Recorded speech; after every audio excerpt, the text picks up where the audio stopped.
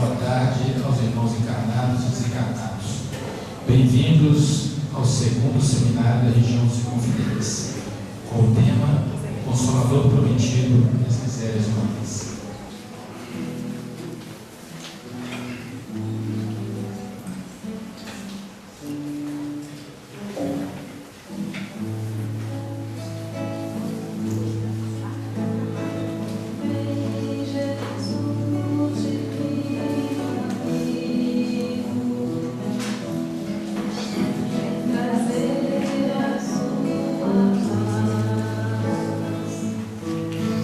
Sou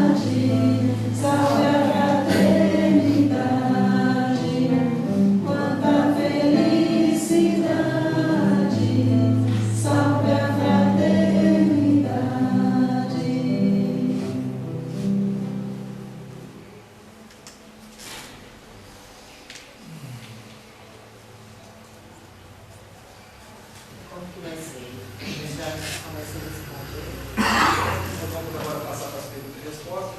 Quem fez, já deixou isso na mesa, se quiser iniciar, certo? Nós já estamos também isso aqui.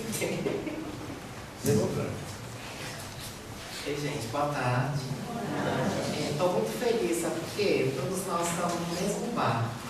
Então é só mudança de lugar, né? Mas nós estamos no mesmo barco, com as mesmas questões, e tendo Jesus como nossa referência, como esse grande condutor desse barco.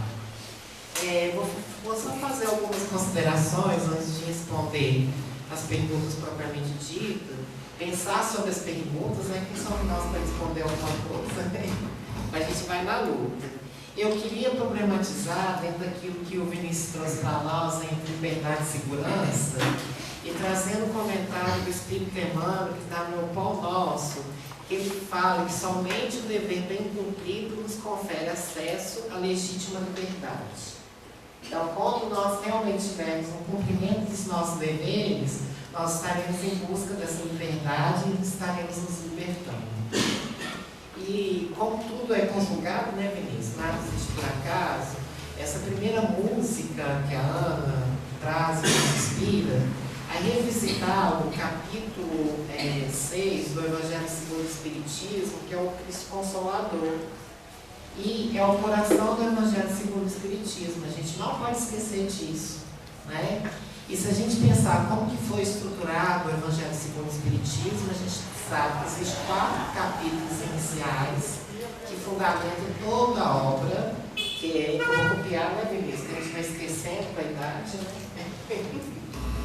Que como que Allan Kardec vai trabalhar com as questões do Evangelho, com uma elucidação, com uma ampliação de entendimento dentro da contribuição da doutrina espírita. O primeiro capítulo vai falar que eu não vim destruir a lei. E tem um item que dentro desse capítulo é muito importante, que embasa a doutrina espírita, a aliança entre a religião e a ciência, né? E a gente sabe que o espiritismo chega numa época onde que a própria religião vigente estava em crise, né? Principalmente com essa questão de não comunicar com a ciência. Então, para um Deus mais severo, mais dogmático, mas a ciência avançando, principalmente nas descobertas do universo, né, na dimensão mais ampla do ser humano e assim por diante. Outro capítulo é o meu reino não é deste mundo, para mostrar, né, que a vida na Terra é algo passageiro e que a nossa vida maior é a vida espiritual. E para já nos ampliar esse ponto de vista. O capítulo 3, ele fala assim, há muitas moradas na casa do meu pai, mostrando que não existe vida só no planeta Terra. E que a gente, através de todos esses planetas, existem habitantes, e que os planetas nos favorecem processos evolutivos enquanto seres espirituais que nós somos. O 4º capítulo vai falar justamente da reencarnação, né? Que a gente não tem só uma vida. Eu estou chegando no capítulo. Que ninguém pode ver o reino de Deus se não nascer de novo. E o maior capítulo do Evangelho segundo o Espiritismo vai falar justamente das aflições. Né? Então, o maior capítulo que vai falar qual a origem das aflições, por que do sofrimento, por que da dor. E para chegar no Cristo Consolador, porque é justamente a nossa consolação, dentro de todos esses referenciais, que são leis que regem todos os corações, em todo o universo, em todo o universo. E a partir desse elemento, Jesus vai trazer o caráter consolador da doutrina espírita. E vamos entender o que é consolar? Rapidinho, tá, gente? Porque eu também vou fazer uma fala de 1 hora. Eu só quero chegar justamente na questão do dever. E se todos nós, porque o próprio, depois o dever vai estar no capítulo 17, que é Sede Perfeitos, vai ter um item sobre o dever, e ele define, com poucas palavras, o que é o dever. O dever é a lei da vida. Então, se a gente pensa em misérias humanas, se a gente pensa em processos, igual está sendo proposto, da questão disseminada do Consolador Prometido, que é o Espiritismo, e as misérias humanas, ele vem tratar justamente com base nessa religião. Olha que bonito, gente. Vai ser rápido. Vinde a mim, todos vós que estáis aflitos e sobrecarregados, que eu vos aliviarei. Tomai sobre vós o meu jugo e aprendei comigo, que sou brando e humilde de coração, e achareis repouso para as vossas almas, pois é suave o meu jugo e leve o meu fardo. Aí a gente pensa, dentro das considerações do capítulo, dentro das referências, né? Qual que é o jugo, qual que é o fardo do mundo? Qual que é o jugo e o fardo de Jesus?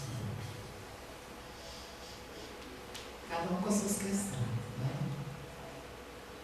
Eu vou trabalhar só com o item 2 do John Kardec, que é todos os sofrimentos, misérias, decepções, dores físicas, perda de seres amados, encontram consolação em a fé no futuro, em a confiança na justiça de Deus, que o Cristo vem ensinar aos outros homens, sobre aquele que, ao contrário, nada espera após essa vida, porque simplesmente duvida.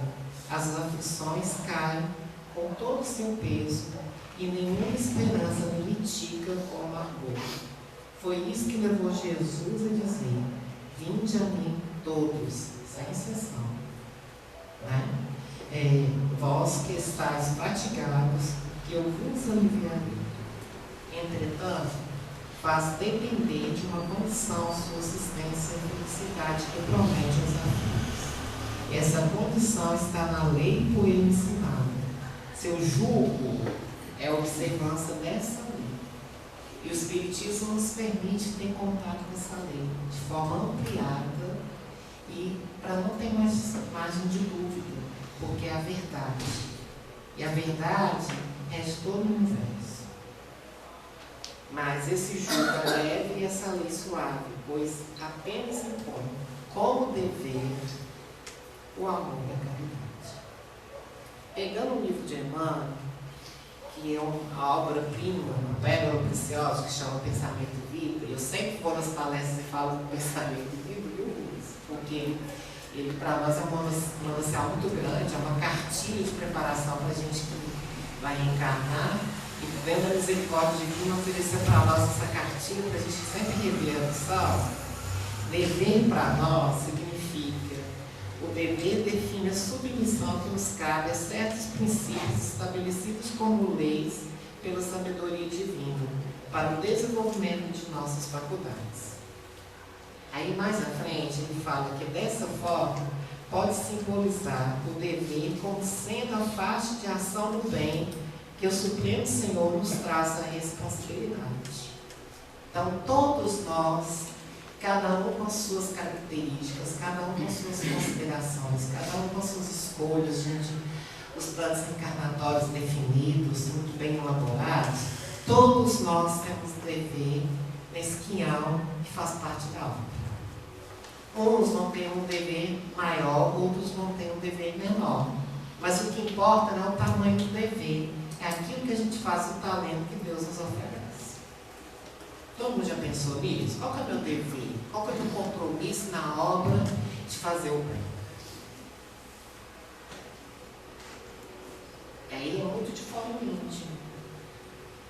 Aí, por exemplo, se eu não sou engenheiro, eu sou costureiro, não tem problema. O que importa é o que eu estou fazendo na obra dentro da oportunidade de Deus. Aí eu não preciso querer ser o outro, porque eu posso ser apenas eu mesmo. E ele é danadinho, né? Ele nos traz a responsabilidade para a sustentação da ordem e da evolução em sua obra divina, no encalço de nosso próprio aperfeiçoamento. Então, dentro da obra, enquanto co-criadores em plano menor, enquanto participantes dessa obra, enquanto parte da criação, nós precisamos atuar nessa obra. Por isso que Jesus fala que o fardo dele é suave e leve, porque a gente vai ter conhecimento dessa lei, saber onde que nós estamos situados e qual a nossa tarefa na obra. Ele não fala que não vai ter nem fardo nem jugo. Ele Ele vai falar que é necessário, mas que vai ser suave e que vai ser leve. Muitas vezes nós sofremos porque a gente não está no cumprimento da nossa tarefa. A gente está muito mais preocupado, mesmo que o Vinícius falou, com a obra do outro. Esquece que a gente tem que obrar a nosso favor. E o dever, quando a gente pensa em dever, a gente vai pensar em culpa. E Emmanuel é muito interessante, ele coloca no capítulo 22 a culpa. Tá? Eu vou só ler só o primeiro parágrafo para instigar mais a nossa discussão. Que quando fugimos ao dever, precipitamos-nos no sentimento de culpa, do qual se origina o remorso com múltiplas manifestações, impondo-nos brechas de sobra aos tecidos sutis da alma. Aí, mais lá na frente, ele vai falar de várias questões que são importantes, fala das questões mentais. Tá, muito obrigada, eu já vou terminar. Cair na culpa demanda, por isso mesmo, humildade divina para o reajustamento tão imediato quanto possível de nosso equilíbrio vibratório, se não desejamos o ingresso inquietante na escola das longas preparações. É por essa razão que Jesus, não apenas como mestre divino, mas também como sábio médico, nos aconselhou a reconciliação com os nossos adversários, enquanto nos achamos a caminho com eles, ensinando-nos a encontrar a verdadeira felicidade sobre o alicerce do amor puro e do perdão sem limites. Então, esse trecho é muito importante para nós, porque o que o Espiritismo nos propõe? Né? O que significa consolador? Né? Se a gente for lá na tradução do grego, significa paracleto. É alguém chamado, enviado para prestar auxílio, consolar, confortar, defensor do réu, né? Um advogado, intercessor, aquele que exorta, instrui. Exortar é dar estímulo, incentivos, mostrar coragem. Então, justamente, o Espiritismo vem nos proporcionar esse entendimento de quem somos nós, né? Mas lá na frente, o Espírito de Verdade fala para nós que o Espiritismo realiza o que Jesus disse do Consolador prometido, conhecimento das coisas, fazendo que o homem saiba de onde vem, para onde vai e por que está na terra, atrai para os verdadeiros princípios da lei de Deus e consola pela fé e pela esperança. Então é justamente isso, gente. Então pensa assim, quando nós chegamos no Espiritismo, a gente tinha um entendimento de Deus, de nós, das relações, do próximo, muitas vezes equivocado, muitas vezes focado nos nossos próprios umbigos. E a partir do momento que a gente tem acesso a esse estudo da lei, vai nos libertando no sentido que a gente vai ampliando nosso entendimento de quem que é esse Deus, né? Quem sou eu, quem que é Jesus, né? Da onde que eu vim, né? Para onde que eu vou, né? O que significa as relações. E vai cada vez mais nos ampliando esse entendimento de quais os nossos deveres a cumprir.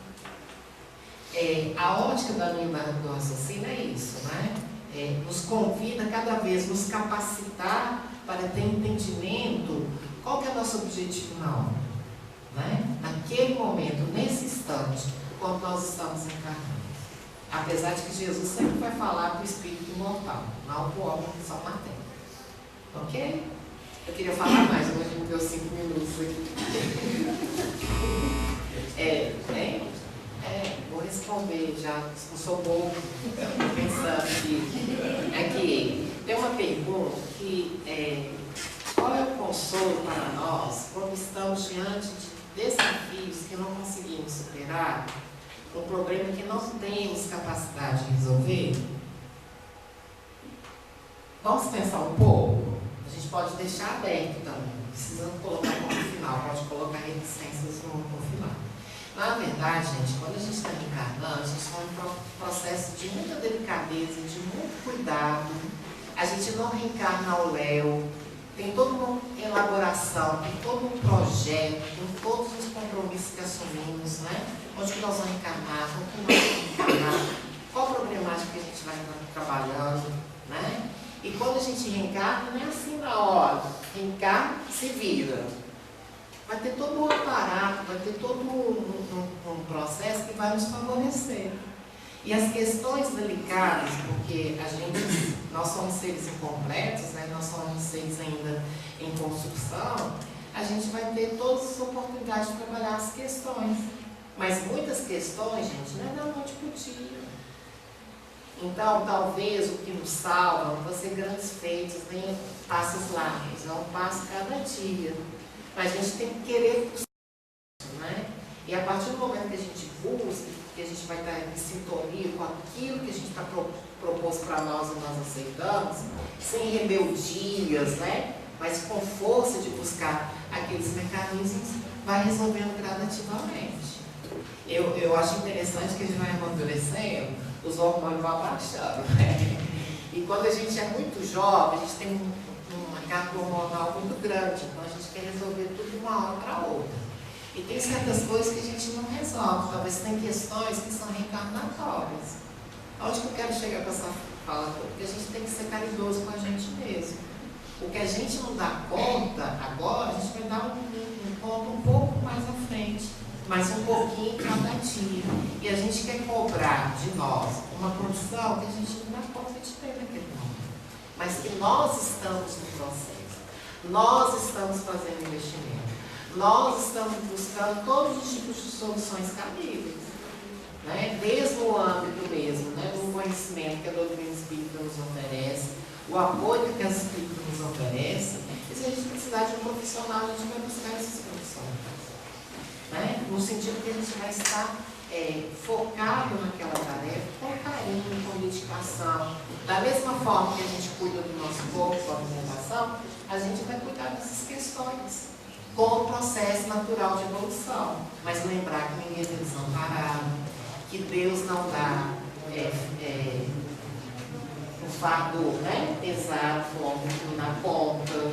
Então a gente tem que entregar um pouco também essa misericórdia de Deus que está nos amparando, que está nos proporcionando a nossa própria alimentação. Eu estava lendo um texto de Emmanuel, eu assisto palestra por ele, não sou muito adepto assistindo palestra, eu gosto bem de estudar. Mas na palestra fala que quando chega, que a gente está dando conta de resolver. Aí, para fechar esse ciclo, eu quero trazer outra mensagem de Emmanuel, trechinho que fala: cumpre os deveres que te cabem e receberás os direitos que te esperam. Fazer corretamente o que te pede o dia de hoje. E não precisarás repetir a experiência da amanhã. Então é o que a gente dá conta hoje. E graças a Deus, entendeu? Quando Jesus fala do repouso aqui, gente, e achareis repouso para vossas almas, é a consciência tranquila que está fazendo isso. Ninguém tira da gente, pode estar falando mal, pode estar falando o que quiser. Mas se a gente cumpre o dever do dia, na hora que a gente vai orar, a gente está tão tranquilo, com aquele sentimento do dever bem cumprido, que você até faz assim, não precisa tomar revoltrio para dormir, né? Faz assim, ó. Ok?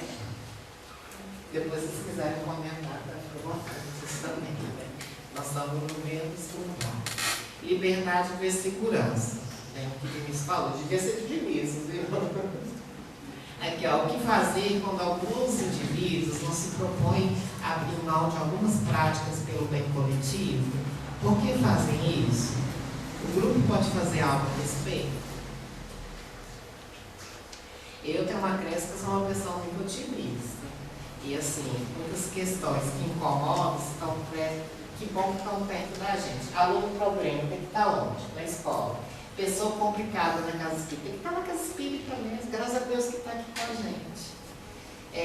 São escolhas, gente. Muitas vezes a gente está nessa condição, né? De que a gente não quer abrir mão para o bem coletivo.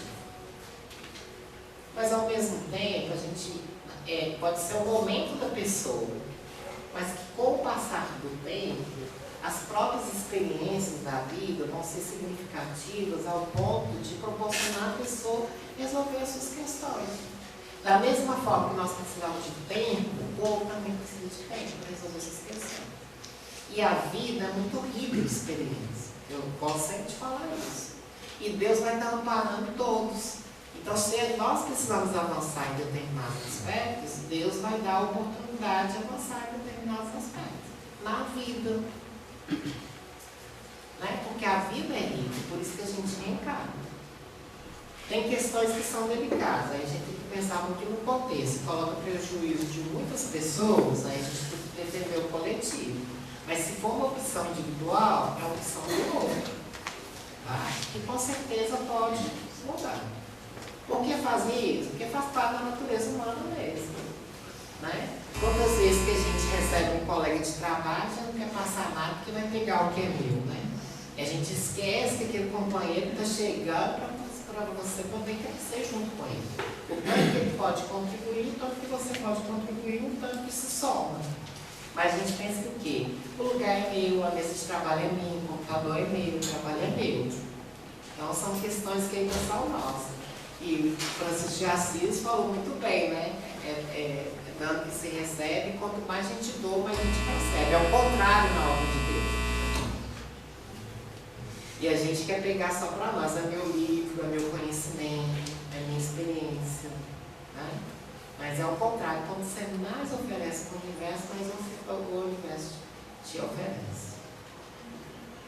E o grupo pode fazer algo a respeito? Nós podemos fazer muita coisa. Conviver com a pessoa, né? Talvez não falar nada, mas pelo convívio a gente vai crescendo, vai estabelecendo respeito. Se você está na casa espírita, você já sabe do espiritismo, você sabe da força do pensamento da oração, vamos começar a orar, gente. Tem os guardião, tem espírito protetor, né? Tem tantas coisas bonitas que a gente vem acontecer, tem a oportunidade de presenciar com orações, né? Tem coisa mais bonita que as pessoas não vêm para orar para doutor, não no sentido de ser melhor, mas no sentido de estar naquele momento junto, né? Tem as radiações da casa espírita, tem as orações. A gente pode, se a pessoa der abertura, né, fazer culto no Evangelho no lar, tem tantas coisas, né? Esquece o livro sem querer, vai perto da pessoa que está lendo, né? Vamos tomar um café junto, né, através da convivência, da troca fraterna. Para quem gosta de cerveja, pode ser cerveja, tá? Não tem problema nenhum. Mas aproximar o máximo da pessoa, talvez é a forma que está falando, não está bem. Né? Está fechado para a vida, está fechado para o grupo, está fechado para o contato, uma resistência mesmo, por ter complexo de inferioridade, por ter medo. E é isso, gente. Obrigada. Queria falar mais, mas vamos ser obedientes. Boa tarde a todos. Que a paz do Divino Mestre e a suavidade de Maria sejam em nossos corações. Queremos inicialmente agradecer-vos as reflexões trazidas pelo ministro, pelo Sena, e agradecer-vos de maneira especial a oportunidade de estarmos reunidos em nome do Divino Mestre Jesus. Traremos as nossas reflexões acerca do tema a partir de 3 questões colocadas. A gente vai ver as questões e procuraremos trazer reflexões acerca dessas questões dentro do tema sugerido.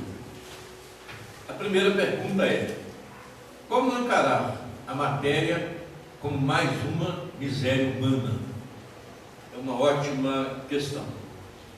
Inicialmente, ressaltarmos que no universo há 2 princípios: o princípio espiritual, o princípio inteligente e o princípio material. Na medida que vamos refletindo acerca desses 2 princípios, a gente vai concluindo que o princípio material existe para permitir a evolução do princípio inteligente.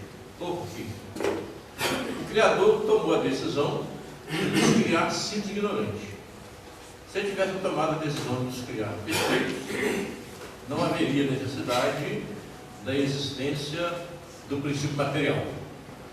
Somos criados simples e ignorantes, mas no momento da criação de cada um de nós, o Criador determina que teremos que ser perfeitos um dia. No início dessa caminhada evolutiva que se dá nos reinos da natureza, mineral, vegetal, até chegar no reino animal, dentro dele o reino nominal, a criatura não sabe quem ela é. não tem nenhuma ideia da sua existência e dos seus propósitos. Então restou uma única possibilidade evolutiva, que é mergulhar nessa criatura através do corpo, através da manifestação física, no mundo da matéria.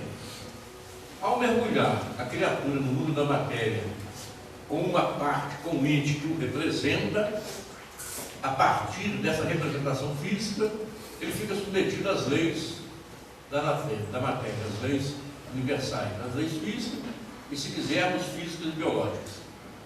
Essas leis vão impor para a criatura necessidades. Ao impor a necessidade, a criatura vai em busca de resolver a necessidade. Nem sabe quem ela é, muito menos que existe evolução. Mas na busca de resolver as suas necessidades, a criatura vai acumulando experiências e conhecimento. E vai no processo evolutivo. Isso vai se dar o puro determinismo, até que já na condição humana a gente começa a desenvolver a consciência do certo e do errado, do que deve e do que não deve. A partir do início do desenvolvimento da consciência, continua a matéria determinando, mas a consciência começa a fazer escolhas. Isso significa dizer que tudo aquilo que evoluímos, movidos pela necessidade, só existe um sistema possível, que é o sistema do ensaio e erro. Então a gente vai evoluindo no processo de ensaio e erro. E esse processo de ensaio e erro, a gente vai acumulando experiência e conhecimento. Assim sendo, quando nós, já na condição de humanos, reencarnamos, lembrando que a existência se inicia no momento da reencarnação e só termina no momento da próxima reencarnação. Então, cada existência nossa é composta de uma parte na vida vegetativa, na outra na parte do mundo extrafísico. Essa manifestação de cada existência, nós vamos ter uma apresentação, uma representação perante os outros, que nós chamamos de personalidade. Essa personalidade vai ser moldada com aquilo que temos de essência, mas principalmente pela pressão do meio. O meio, a escola, a família, o país, você nasceu, etc., vai te fazer moldar uma personalidade. A Joana de Anjos vai dizer que essa personalidade tem, entre outros papéis, nos esconder em parte de nós mesmos e nos esconder nos outros. Na manifestação dessa personalidade, nós vamos refletir todas as nossas deficiências de moralidade, porque a gente vê no processo de ensaio e erro, e a moralidade ainda está longe de ser abarcada, de ser dominada. As manifestações pela ausência de moralidade, do tipo orgulho, egoísmo, inveja, ira, né? Todas essas manifestações menores, a gente vai verificar que eu não manifesto meu orgulho, mas eu vou identificar pitadas de orgulho em todas as criaturas. O defeito de caráter, ou seja, a deficiência moral que se manifesta num grande número de criaturas, chama-se miséria. Então o que é miséria? É um defeito que se manifesta numa coletividade. E aí nós verificamos que a miséria que primeiro se manifesta é a moral. A partir da manifestação da miséria moral, a gente vai ter as misérias físicas, as misérias humanas. Essas misérias físicas é consequência da miséria moral. E as misérias espirituais também são consequências das misérias morais, mesmo sendo o espírito o vetor em princípio de tudo isso. A partir da hora que desenvolvemos a consciência e a gente começa a querer trabalhar, trabalho do ponto de vista espiritual é toda e qualquer ação útil, a gente começa nos exercícios da caridade. No mundo de muitas misérias materiais. Então, a gente começa no exercício da caridade com dois objetivos. Primeiro, para introjetar aquilo que já compreendemos. A gente compreende, mas não sente. Então, a gente introjeta. Segundo, para reconhecer o outro. E ao reconhecer o outro, reconhecer a si mesmo. Então, a gente verifica que a matéria é, na verdade, uma bendita dádiva que nos permite, através das necessidades, caminhar, e através dessa mesma matéria, reconhecer o outro para se auto-reconhecer. Então a matéria é uma bênção. Ela passa a ser um tormento quando a gente lida com as questões materiais do ponto de vista da lógica utilitarista, que quer levar vantagem ainda aqui e ali. Mas quando orientamos a matéria a partir de valores espirituais, é possível sim ser muito feliz lidando com as coisas materiais, principalmente num planeta tão belo como o nosso. Então a matéria, decididamente, não é uma miséria humana. As misérias humanas surgem nas deficiências da moralidade. Então, essa é uma questão para a gente refletir. Não é para responder, é para refletir. Longe de nós responder. A seta do livro dos Espíritos apresenta isso, que o Espírito só pertencia na matéria. Muito bem. Não é? Por isso que ele aceita lá. Isso chama vicissitudes da matéria. A vicissitude faz o indivíduo buscar. Veja, por exemplo, só para complementar, por que a nossa humanidade começa a resolver uma série de questões? Porque começamos a preocupar com a água, com o ar, e aí a gente tem que conversar, e ao conversar, começam a surgir propósitos que são do bem comum e não que atende ao indivíduo particularmente. Uma segunda questão colocada: a nossa encarnação é feita de desafios, de escolhas a cada dia. Antes de tomar uma decisão importante, como saber se escolherei corretamente? Como saber que o sim que eu quero está em conformidade com o meu plano reencarnatório? Buscando os fundamentos. O resumo de todas as leis morais é lei, justiça, amor e caridade. Ao questionar os espíritos, eles vão dizer que o amor e a caridade são os complementos da lei de justiça.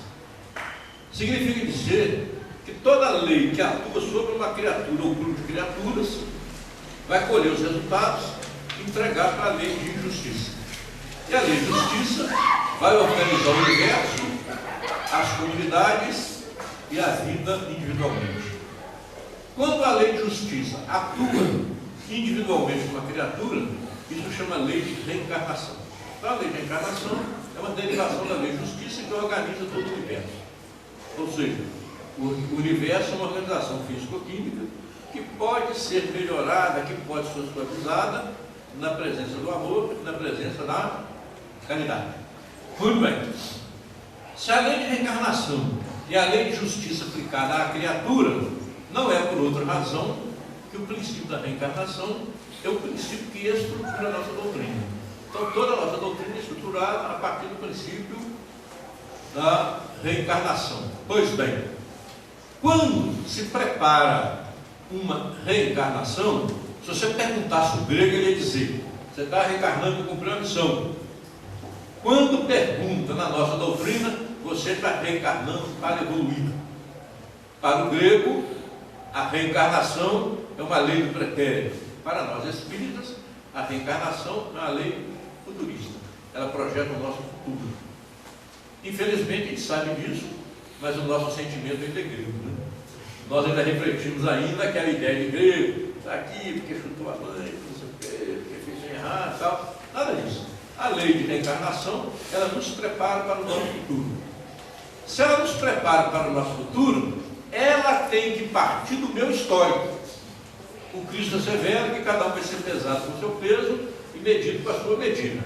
Então, a lei de reencarnação, ela vai mirar um futuro, construindo um presente, se necessário, buscando elementos do passado.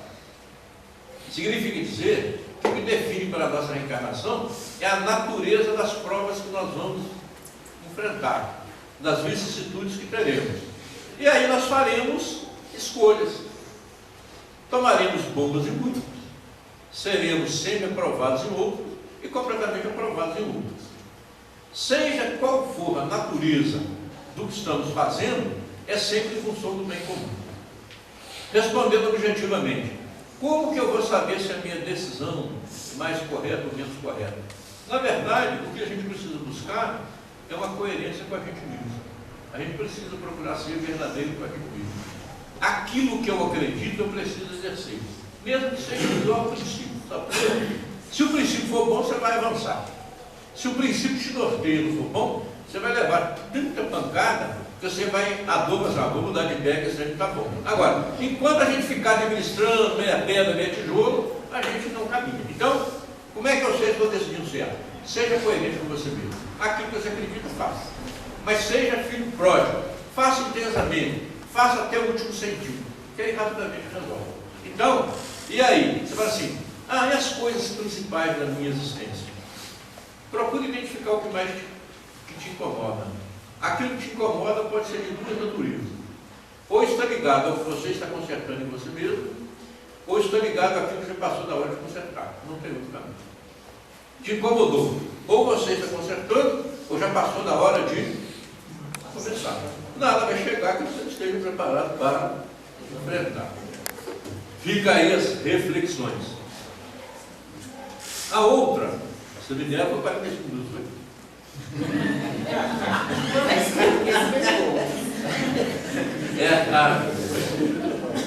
É só para cortar, estamos quase dormindo. Dá 45 para cada um.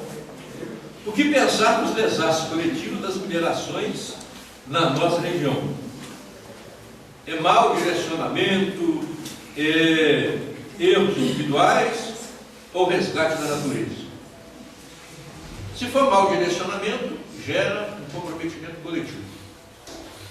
Se é um erro individual, gera um comprometimento individual.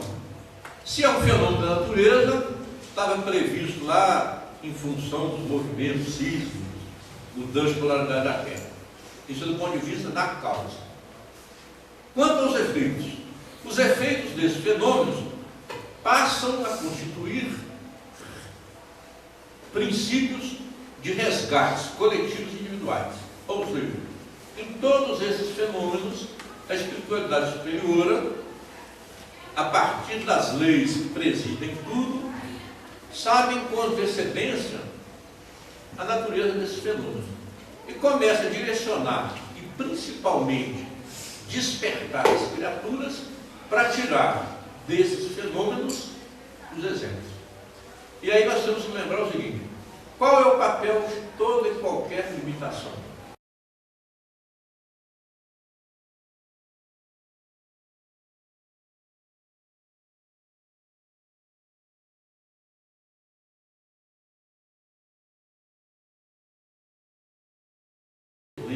Seja intelectual, não importa.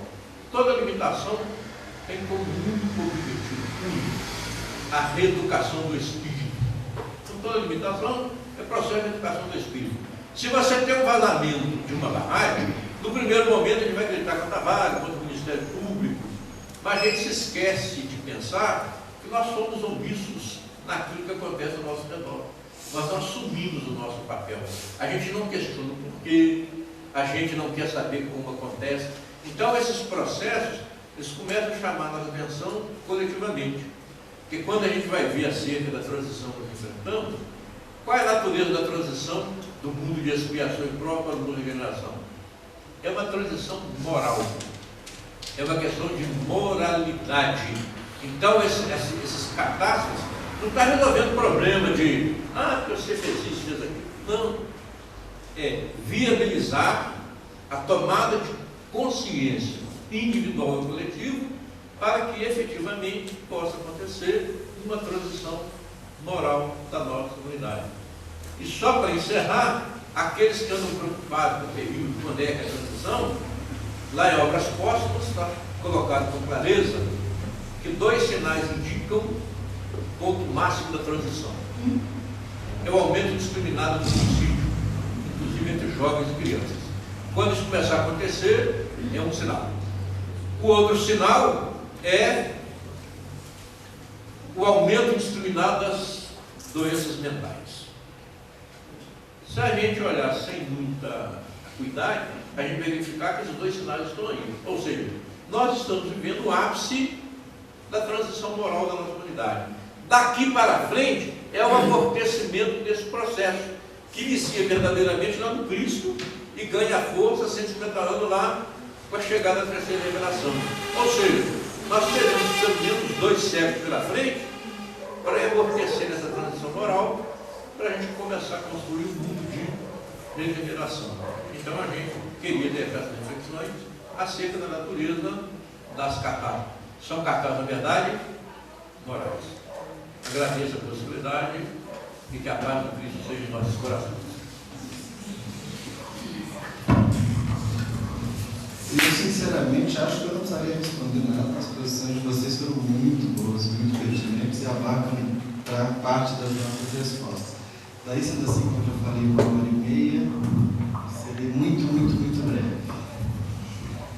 Bem, uma pessoa pergunta assim, quando eu citei a questão 806 do Livro dos Espíritos: sendo a desigualdade na coletividade originada pelos homens, seria possível a felicidade individual? Os Espíritos respondem sobre isso. Eles falam que quando a gente pensa numa medida geral de felicidade individual, a gente está baseado em alguns aspectos. Primeiro, do ponto de vista material, a posse do necessário.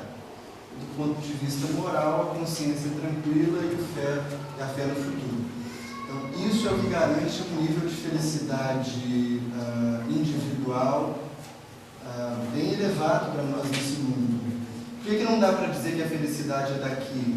Porque esse mundo é um mundo da impermanência. Então, as coisas aqui precisam se modificar. O que não sofre mudança é só Deus, só a lei de Deus. O resto todo muda. Então, ainda que você consiga juntar numa encarnação todas as condições para você obter aquele prazer máximo de uma felicidade individual, certamente a doença te visita, a morte te visita, a mudança te visita e aquilo pode ser afetado. Então, os Espíritos apontam para nós na direção, da posse do necessário, consciência tranquila e fé no futuro. Eu acho que ele poderia inclusive inverter a ordem. Consciência tranquila, fé no futuro, isso fatalmente conduz a gente para a posse do necessário. A mensagem de Jesus permite uma salvação individual? Sim. Ela é uma salvação individual. No entanto, tem um pequeno pulo do gato. O indivíduo que consegue se salvar, ele já não pensa mais em si. É isso que a gente vê nas grandes almas. Quando ele atinge o ápice do entendimento a respeito das leis divinas, ele deixa de estar preocupado consigo mesmo e se torna completamente dedicado a produzir benefício para os outros seres. Por isso que lá no livro do Evangelho segundo o Espiritismo, o Adolfo, o bispo de Argels, ele convoca a gente de forma poética: pudesseis, meus filhos, ter por única ou doce ocupação tornar felizes os outros. Esse é o carimbo do espírito superior. Ele existe para produzir virtude. Então a felicidade individual, a salvação é individual, mas ela só se dá quando a gente começa a produzir benefício para os outros. E um indicativo que dá para nós que a gente está no bom caminho é quando você consegue ver outra pessoa tendo algum prazer, qualquer prazer, pode ser um prazer mundano qualquer, e você se sente feliz junto com ela. Você se regozija junto com ela. A pessoa trocou de carro, a pessoa comprou uma casa, a pessoa está com uma roupa nova, está feliz, nasceu um neném, alguma coisa muito feliz para o outro, faz você também se sentir feliz. Isso é indício de amadurecimento. E aí a pessoa pergunta por último: eu amo aquele que é pobre, mas sou alheio à condição da pobreza. Posso dizer que sou cristão? Pode. E essa pergunta, ela foi feita por uma grande figura do cristianismo brasileiro, que foi Dom Helder Câmara. Tem um pensamento famoso, que ele dizia assim: se eu dou comida aos pobres, me chamam de santo. Mas se eu pergunto por que são pobres, me chamam de comunista. A mesma pessoa, que não era nem santo nem comunista. Era um padre, católico. Então, a gente tem que prestar atenção naquilo da nossa conduta que aumenta e alimenta a pobreza. E a gente tem hábitos que alimentam a pobreza. Por exemplo, as casas espíritas sustentam muitas vezes atividades assistenciais que têm caráter unicamente material. Ela puxa para si a tarefa de dar o alimento e só o alimento. E a gente tem visto surgir em vários lugares do Brasil propostas muito interessantes de reforço escolar da casa espírita, de qualificação profissional. A família passa pela casa como um pouso, no meio de uma viagem longa e dolorida, se estrutura e a casa ajuda aquela família a se estruturar. Daí não é preciso que a casa espírita adote 50 famílias, ela pode trabalhar com 5. e conseguir dar caminho para essas famílias e depois ela segue o seu destino. A gente tem que, o máximo que for possível, produzir liberdade para os indivíduos. É claro que, diante da angústia, da miséria, da pobreza, a gente tem que saciar primeiro a necessidade. Mas depois é importante que a gente comece a pensar como que essa pessoa pode sair de um quadro de necessidade. Esse é o papel da casa espírita. Né? A sua pergunta assim: se Nero já era um espírito perverso, por que ele foi dado poder? Aqui a gente pode ter duas interpretações para a pergunta. Primeiro, como poder sendo um prêmio, e aí eu recebo dizer que não é. Né? Nós devemos rezar muito pelos nossos governantes, todos eles, caso você tenha votado nele ou não, porque o poder é um açoite para a alma imprevidente. Né? Ele segura. O presidente de casa espírita passa aperto. Imagina as autoridades, né? O poder é pequeno. E eu vejo que às vezes tem gente que briga para ser presidente de casa espírita. É uma das coisas mais sem sentido. Brigar para ser presidente de casa espírita. Você estragaram. Então, o poder como prêmio não é real, né? Ele é, sem sombra de dúvidas, um desafio. Só que é um desafio aparentemente prazeroso. A gente diz assim: a pessoa fala que a prova da riqueza é difícil, a prova da beleza, eu queria ter essas provas. Né? É porque a gente liga essas provas a prazeres. No entanto, a intensidade das dores que vem com elas são muito grandes. É muito grande. Então, como poder como prêmio não é. A gente não pode excluir da nossa matemática que o indivíduo, ainda que tenha traços perversos, não é só perversão. Nós aqui, eu poderia fazer uma pergunta mal educada: quem aqui não é perverso? Né? Eu poderia apontar uma série de pequenas coisinhas em que eu conseguiria pegar todos nós. Né? Uns iam pontuar em todas. Né? Desde aquele mais simples que prova a comida ruim, fala: está ruim, prova. Né? Até coisas mais cruéis. Agora, Deus é misericórdia, né? Acima de tudo. Quando a misericórdia não é suficiente para ensinar, a mão pesada da justiça nos conduz para o caminho correto. Então, provavelmente, Nero nasce naquele contexto como uma oportunidade para que ele se refizesse, como um desafio para que fosse vencido. E os espíritos, embora pudessem prever que ele tinha tendências inferiores, não conseguem ter total certeza de que ele vai falir. Porque se a gente não tivesse possibilidade de mudar as coisas, não faria sentido a reencarnação. Então, o poder que ele recebe, certamente é parte da continuidade pretérita e dos acordos que ele faz, planejando a própria vida, para tentar crescer. Não conseguiu. Né? Pelo menos no que a gente tem de história, não conseguiu. Vai ter outras vidas, por aí. E não esquecer que ninguém chega em posição por acaso. Exatamente. Tem que ter uma história. Tem um arquivo ali atrás, de experiências. Senão eu não chegaria. Exato. É igual poupança. Senão eu não pegaria e colocava lá. Talvez já tenha gosto. Não é? Sabe por quê? Não, isso acontece. Veja só, as nossas ações são sempre uma poupança de mérito. Tudo que você faz de bom é uma poupança de mérito que você tem. E essa poupança de mérito, ela é utilizada no seu planejamento reencarnatório, não tenha dúvida. Hoje nós estamos aqui o dia inteiro estudando espiritismo, não temos que estar trabalhando exaustivamente, às vezes, para botar comida dentro de casa hoje, não estamos numa zona de guerra, não estamos passando por uma epidemia, nós estamos aqui conseguindo fazer isso. É mérito que a gente conquistou ao longo de várias existências para chegar e conseguir estar aqui hoje. A gente faz uma poupança. Qual que é o nosso problema? A gente nasce numa poupança um pouquinho melhor, e aí ao invés da gente juntar, a gente gasta tudo.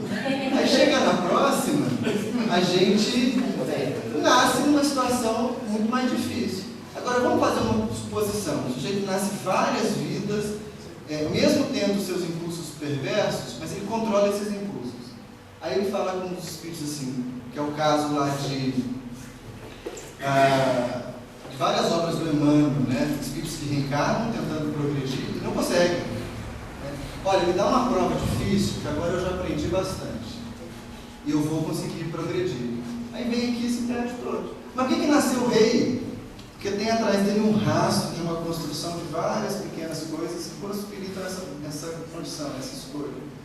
Então não é simplesmente um prazer, não é gozo, né? É próprio. E é construído com mérito. Então nós, que temos uma vida muito boa, temos que produzir mais virtude. Tem que encher a poupança. Rendimento de poupança, você já viu como é que é, desse tamanho. Tem que botar bastante coisa boa para a gente criar um laço, com toda certeza, né? A principal tarefa do Espiritismo é a educação. Vinícius afirmou que a desigualdade não é da lei de Deus. Foi eu não, foi os Espíritos. Mas a convivência entre desiguais é fundamental para nos educarmos moralmente, correto? E aí ele pede que a gente comente isso. Bem, a gente precisa da desigualdade para que a gente possa compreender a unidade da lei de Deus. Questão 1019 do Livro dos Espíritos, Paulo vai comentar para nós e vai dizer assim, 1019 mesmo: gravitar para a unidade divina, eis o destino da humanidade. Quando a gente ascende espiritualmente, quem diz isso é um teólogo católico chamado Teilhard de Chardin. Tudo que sobe converge. Na medida que a gente evolui, a gente vai mirando num alvo apenas, que é Deus. Então imaginem só, não faz diferença nenhuma no plano evolutivo se você é um católico evoluído, um espírita evoluído, um budista evoluído, um umbandista evoluído. Tem entendimento da lei de Deus, você vai estar no mesmo lugar. Tudo que sobe para Deus converge. Então nós precisamos da diferença porque a gente ainda não compreende a unidade da lei de Deus. A gente acha que ainda é mais bonito. Quer uma coisa que mostra como que a gente não tem entendimento da lei? A gente olha no espelho e se acha feio. Eu não. César. A gente olha para outras pessoas e fica dizendo assim, nossa, ele é muito bonito, ele é muito feio. Isso demonstra como que a gente está pego no laço da matéria. Porque beleza externa não tem relação com profundidade moral nem espiritual, mas esse é o laço que nos prende.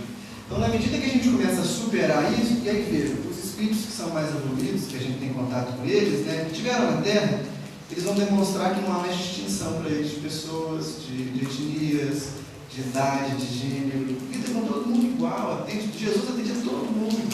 Então, a gente precisa da diversidade para entender que todos os seres são filhos de Deus. É o mesmo caso da primeira questão lá, da felicidade. Né? Não existe. A última questão que eu deixei foi totalmente por acaso que eu deixei isso aqui. Deixa eu só falar em relação a isso, comigo, quando você vê a rede no Evangelho, já somente isso, cada um é um nó. Mas se um nó move, já tem outro para substituir e o da frente está substituindo o outro, que é um processo evolutivo. Né? Eu acho que no fundo, a personalidade, como o Luiz falou, ela é uma ferramenta evolutiva. Isso que a gente chama de personalidade, que é o que dá caráter de diferença. Ela é uma ferramenta evolutiva. Há um momento, e a gente não tem notícia de como é esse momento, que a personalidade perde, ela é menos diferenciativa e mais integrativa. A gente passa a fazer parte do plano divino intensamente. É o que está lá na Evolução em Dois Mundos, que o André Luiz vai falar dos co-criadores em plano menor, aí ele vai fazer referência a esses espíritos que cooperam com Deus, e ele diz assim, são os chamados devas da mitologia hindu, são os arcanjos do judaísmo e tal. O que é isso? Esse ser não tem mais uma personalidade como a gente conhece. Ele não vive mais na diferenciação. Quando a gente tem um insight, aí Francisco de Assis, irmã Sol, irmã Lua, irmã Fogo, tudo faz parte do plano de Deus. A noção de personalidade é rompida, destruída. O indivíduo continua um indivíduo, no entanto, isso é rompido. Se tivesse mais tempo, eu faria uma consideração sobre a diferença entre individualidade e personalidade, que é muito precisa, está na questão 77 do Livro dos Espíritos, e a gente confunde as coisas. Numa outra oportunidade, vocês me lembram de falar sobre isso. E a sua pergunta é assim, que o Espiritismo é o Consolador prometido? É fato. Então, não é fato. Por um artigo que está aqui no texto, a pessoa escreveu assim, ó, que o Espiritismo é o Consolador prometido, é fato, não é o Consolador, porque nem o texto bíblico diz o Consolador. Se você buscar uma tradição menos teológica, uma tradição literária do Novo Testamento, que foi escrito em grego, o artigo que precede o Paracleto não é um artigo definido, É outro. é um artigo indefinido. É Então vai outro. ser ou um ou outro.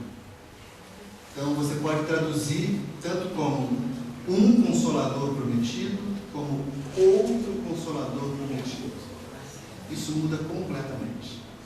Na verdade, algumas traduções mais atuais, elas vão traduzir como outro auxiliador, como o César disse. Então, um auxiliador a quem eu chamo consolador. exatamente. Está lá em João 14. Carteira, João 14, 15 e 16. Então, olha só, o Espiritismo não é o, É outro. é outro. Por que é outro? Porque Jesus já veio e não deu, nós não tínhamos ainda amadurecimento para compreender. Só que depois de Jesus, certamente Deus enviou outros que cumpriram o mesmo papel. Quando a gente percebe a reforma protestante de Lutero, não tem como dizer que ela não foi positiva. Quando a gente vê o que Francisco de Assis faz dentro da Igreja Católica, né, Francisco de Assis ele é um paradigma para a Igreja, porque ele foi santificado em vida. Ele é o único santo que foi santificado vivo. Ele não tinha morrido, já era santo. Então, não é um outro consolador? Claro que é. Quando a gente vê alguns movimentos científicos, por exemplo, a descoberta das vacinas, do universo microscópico, né, que possibilita o prolongamento da nossa vida, então, o desenvolvimento da microbiologia, todos esses campos de conhecimento que são fantásticos, não são consoladores, não são auxiliadores do processo. Então, que o Espiritismo é outro consolador, é fato, é verdade. Né? Ele talvez seja um grande consolador que consegue abarcar todos os outros, mas ele é outro consolador. Como pessoas não espíritas podem ser convencidas dessa verdade? Você não tem que convencer ninguém. Não faça isso, porque você pode se tornar alguém incrivelmente dogmático e chato. Sabe por quê? Veja só. Quando a gente pensa na questão da crença, eu não vou conseguir prestar atenção nisso aí. Quando a gente pensa na questão da crença do outro, a gente precisa primeiro estar muito convicto da prática espírita. Você não convida uma visita para sua casa se você não está com a casa arrumada, se o móvel não está no lugar. Vocês concordam comigo? Sua casa está sem reboco, sem móvel, sem nada. Vamos lá em casa tomar um café, não tem nem mesa, nem café, não tem fogão, não tem nada. O que você vai oferecer para a visita? Nada. Como que está? Vai oferecer uma espátula para ajudar a embaçar, né? Como que está a nossa casa no sentido de morada interna do Espiritismo? Né? Eu não tenho que querer convencer o mundo, não. A melhor caridade que a gente pode fazer para o Espiritismo, diz Emmanuel, é divulgá-lo. Mas isso não significa uma campanha de conversão. O maior contributo do Espírita é a conduta. Porque a gente pode pensar que não, mas as pessoas reparam que tem algo diferente em quem tenta viver os princípios espíritas. E aí você vai viver a sua vida achando que ninguém repara em você. Um dia alguém no trabalho te fala assim: nossa, você passou aquele problema, eu vi você tão sereno, o que você faz? Essa é a deixa. Agora, fora isso, não temos que sair pelo mundo fazendo uma campanha de conversão. Porque se a gente fizer isso, nós vamos criar um problema para dentro do Espiritismo e um problema para a pessoa muito grande. A Dona Ivone do Amaral Pereira tem um texto, é o 3º capítulo do livro A Luz do Consolador, que se chama A Grande Doutrina dos Fortes. E aí ela vai dizer que o Espiritismo não é um movimento de massa. Então a gente é fechado? Não, e não é. Qualquer um que entrar na casa espírita vai receber todo acesso à instrução, não há iniciações em Espiritismo. Mas não é algo que você consegue fazer uma caravana de conversão, não é algo que você consegue aprender em 15 minutos, não é algo que você consegue... Sabe, o Espiritismo demanda um esforço do sujeito. Qual que é a melhor forma da gente conseguir divulgar o Espiritismo? É pelo exemplo e pelo nosso conhecimento pessoal, que as pessoas vão perguntar. Então não te preocupa. Eu achei essa pergunta boa porque eu vejo muita gente hoje preocupada em como trazer o não espírita para o Espiritismo, sem perceber que nós temos vários membros da casa espírita indo embora. A evangelização está esvaziando, do trabalho, não sei o que, a gente pensar esse povo está indo embora e tem gente nova. Que isso, gente? Que história é essa? Nós somos uma família. Então é muito importante que na casa espírita a gente tenha um cuidado uns com os outros, que a gente se aproxime. Deixa que Deus manda para nós o trabalho na medida em que a gente tiver condição de fazer. A gente vai estar aberto para receber todo mundo, mas essas campanhas assim, jesuíticas de conversão só vão gerar problema. E aí a gente vê surgindo essas aberrações do espiritismo, né? Pessoas que divulgam tudo, menos espiritismo. Falam de tudo, menos de espiritismo. Aí você vê a casa espírita que um dia me procuraram, falando com o pessoal do Rio, falando assim, o pessoal da nossa casa começou um grupo de estudo lá na casa sobre a cabala judaica. O que você acha? Eu falei, olha, como estudo é sempre bom, mas né, não tem a ver com o espiritismo. Então, o problema é que não é só a cabala judaica, eles estão tão felizes que eles montaram um trabalho de cura baseado na cabala. Aí eu falei, mas aí é difícil, né, amigo? Aí ele falou assim, não, e eles estão fazendo jantares judaicos. Então você fecha a casa espírita e abre uma casa judaica. Para ver se você está mentindo lá. É isso mesmo. Pede só uma sala emprestada. Né?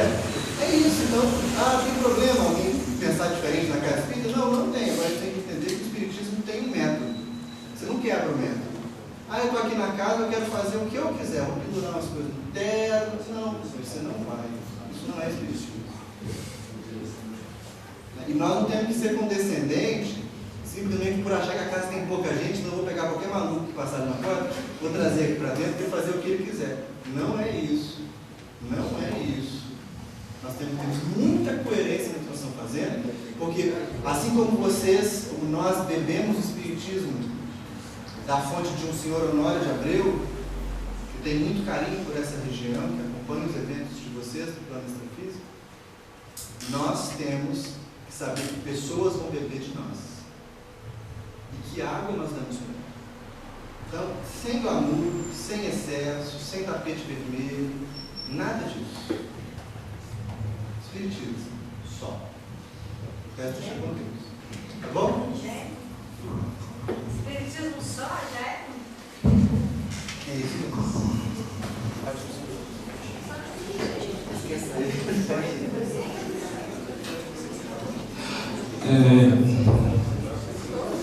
Agradecer o apoio do trio na explanação, tirando as dúvidas. Nós vamos passar para a Maria Antônia e ela vai carinhosamente encerrar para a gente uma prece.